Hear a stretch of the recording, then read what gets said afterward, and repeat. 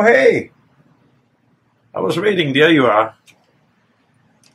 How do you get a deal in a pawn shop? At least twice a day people ask me, Gunter, I heard you bought this for $200 and it's worth $1,000. How are you doing that? Well, it's not easy to answer, but I will try. I got my cherry red.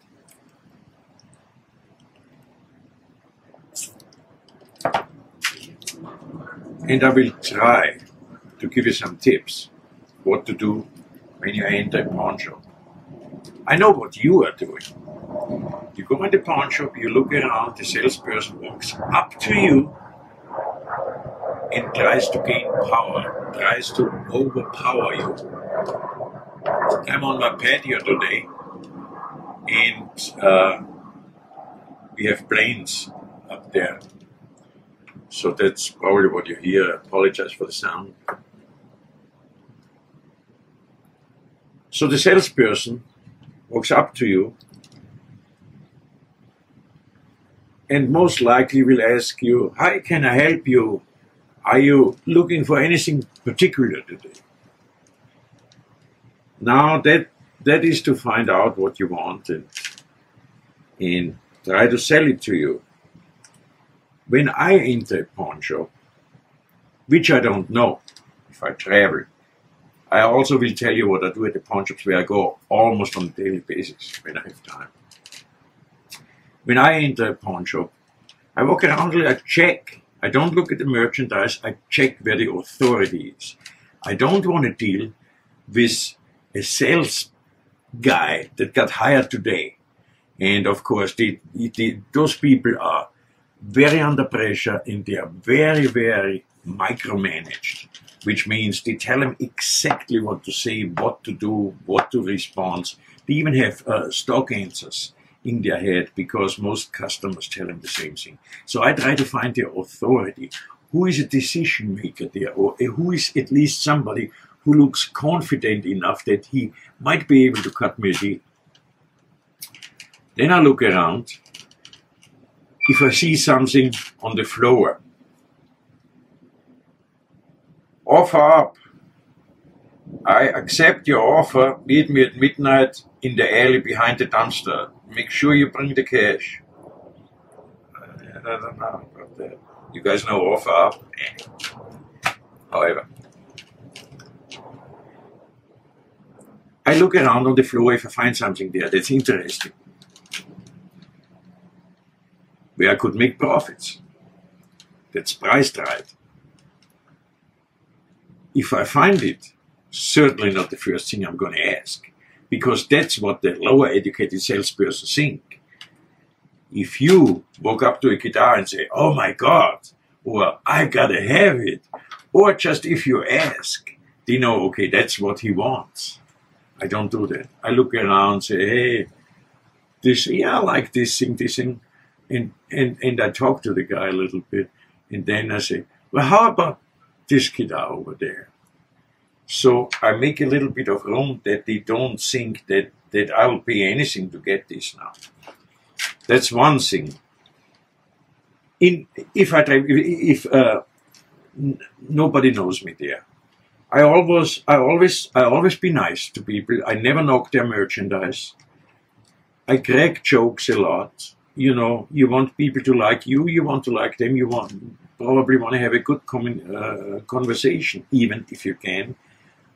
So you get a little bit acquainted with those people and they are willing to make you a deal.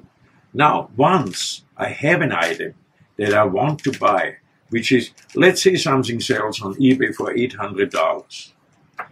They have it priced $750, $650. There's potential for me because I know I'm not going to be a sticker, never be a sticker.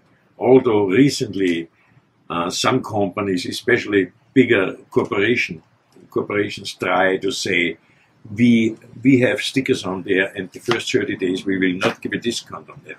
But it's not true. If you talk enough like I do, you will be able to get that sticker down. You know, they do have the power to do that. Although they will tell you we can't do it, the computer won't let us do it. They want all kinds of micromanaged stock answers to this. But it's not true. If they really want, they can slash the price right away there in half. Of course, they have to have a reason. Sometimes I get an item which will be remarked as is, actually, because I find something that's broken. But don't knock the merchandise. Very, very, very important. Now, I look at it. I don't say, oh, it's not good, anything like that. I try to make an offer, or try to ask, you know, I like this, but did you look it up, or how come you priced it so high? So I try to find out what comes back from that salesperson. Salesperson will tell you, yeah, well, the computer prices it for us now. Somebody looked it up. We have a guitar expert, and they put the price on. And so I said, then I respond, I understand. I'm really interested in it too, you know, but of course it's a pawn shop. I want a good deal, you know. I don't want to, if I want to pay retail, I can sit at my house in my underpants having a jar of coffee and do that. I got up at 6 o'clock this morning and I went out and I'm hitting garage sales and I'm hitting pawn shops, and now I'm here. So if you want to sell this today, I might be the right person for you. Stuff like that, you know. I'm making things. You got to have a little bit of talent of doing that. It's hard to learn, you know. So, anyways, usually they grab the item and go in the bag, which is the same what car dealers do constantly, you know. This guy said this guy said this. They do ask usually a manager if they can sell it cheaper or if there's a discount. And then they come back out, and one thing I forgot what I always ask for, which right away makes you some money, makes you 8% in Nevada. I always, when I offer, let's say that guitar that's marked $650, I will offer $350 out the door. Out the door means you don't pay the tax. $350, that's what you pay out the door. You give them $350, you're done. They worked it out in the computer how much the tax is. So I'll offer $350. I know that's not gonna fly, most cases, but you know you gotta start somewhere too. When they come back out, they will tell you how much they can do it for. Usually, if the sticker is $650, they will come out sometimes and say, well, we can do less than $600 or so. And then you try again to talk to authority and try to get the price down and communicate. You know, it doesn't always work, but I get it working a lot. You know, if you explain to them what you're doing. Now, local pawn shops where I go all the time is totally different. You should know the names of the employees you're dealing with. You should know who the authority is, who actually has potential, who likes to deal with you, who likes you. There's some chemistry going, because local pawn shops, and sometimes when you go in another shop, a very important thing, sometimes you can ask, do you have anything in the bag that you would like to sell that's not out on the floor yet? Nikon, Canon cameras, Rolex watches, Fender, Gibson, US-made guitars. Those are all the things I'm asking for. And once in a while somebody said, yeah, that there's a Les Paul is just coming out, a Gibson Les Paul, and they bring it out. And sometimes it's not even priced. That I love when that happens, because they can price it right in front of me, and hopefully I get a better deal. However, those local pawn shops, make sure you know the names with those people when you enter the store. Hey Joe, how are you doing? You got anything for me? You got anything new? Anything I can buy? Anything I can make money on? Don't lie to them. Never lie to them. Don't tell them, oh, I need that for my thick grandma, and she wanted the guitar for 70 years, and now the doctor tells her he has 2 months to live, and no, don't do that. You know, tell them if they ask, or if it comes up in the conversation, tell them that you are a reseller. People with character will respect that. You have the right to eat and you have the right to go anywhere you want to buy something and sell it for more. That's how this planet works. That's how Walmart got paid, you know. If somebody ever comes to me, and it does happen in a pawn shop, and tells me, yeah, you just buy it cheap here and then you sell it, I always tell him, no matter for how much I bought it from you, it was at least double I paid than you paid for it. Everybody has the right to make a living. So, very important in the local shops, always be nice, and much more important, make sure they know that you are a potential buyer. You need to establish your persona. They need to know when Gunter, or put in your name, walks into the store and I have the right item for the right price, he will buy it. They need to have confidence in you because there are several things. They want to sell. Why? They have quota sometimes, you know, by the end of the month. Sometimes they didn't reach quota, whatever that is, and they said, okay, I need another $3,000 in sales in B goods. They have jewelry and B goods and loans. They have different departments. Loans, they make the most money, of course. Most of the time then is jewelry, and then it's what's called B goods, which is weed eaters and cameras and guitars. So if you come in the right moment, the right time of the month, and they need to reach quota, they will actually make you a deal if you're a likable person, or if they, you know, if you're nice to them,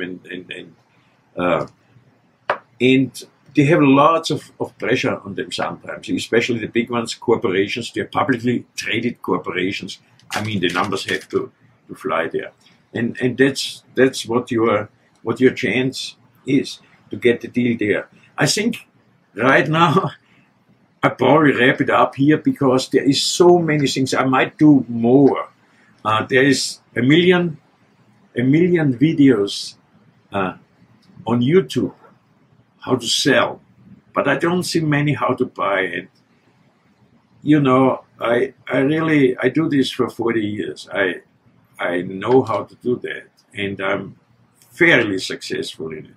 I buy things, guys, you will not believe when I tell you. I can prove it, but right moment, right time, if you're the right person with the right salesperson, you can get the right deal. And maybe next time I'm gonna show you some things, how I bought them, where I bought them, or you know, for how much I paid and for how much I sold them. PAWNSHOP's making a lot of mistakes, and laziness is your friend. Sometimes those people, when they have to price, they're just too lazy to look it up. And I bought so many cameras. They have a camera and a lens. Let's say I have a Canon 5D Mark II. That's right now at the moment $600 body, right? The camera. Now I can have a lens, a kit lens on there for $40. So the whole camera is worth $600, $640 top retail, right? Now I can have an L lens, you know, on Canon, the ones with the red line, an L lens, even a Mark II L lens, that is worth $1,800. That could be on that camera. Now a lazy employee will take that camera, go to the computer, punch it in, punch the model in, okay, Canon 5D Mark II, looks, gets the body, gets it with a kit lens, whatever it is, whole thing, $620, $680. He prices that camera for $590. And you have the $1,800 lens of that camera. But that's what you need to watch out for. That's one thing. I have about 1,000 others of those. I bought guitars, cheap guitars, Squires, Mexican Fenders, where they put Seymour Duncan pickups or any EMGs, you know. I got the whole guitar for $120 and just the pickups were worth that much money. That will be another video. Maybe we go into that. Please comment and tell me if you like this, what I'm doing here. I'm kind of testing this, and make sure you put comments and ask me some questions, because I would love to know what you want to know about this business, and I'm happy to answer it in the next video. So subscribe, like, and comment. Thank you so much for watching. Cherry Red.